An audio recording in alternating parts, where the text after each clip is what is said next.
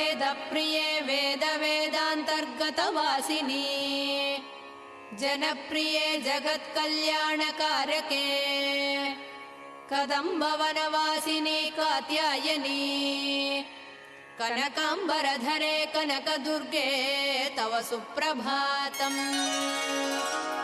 कल्पवृक्षे महाकल्पादिकालनिर्णये मातः मधुसूदनादिमहादेव विनुते मन्दाकिनी सलिलसेवितपदे मन्दस्मिते कनकाम्बरधरे कनकदुर्गे तव सुप्रभातम्।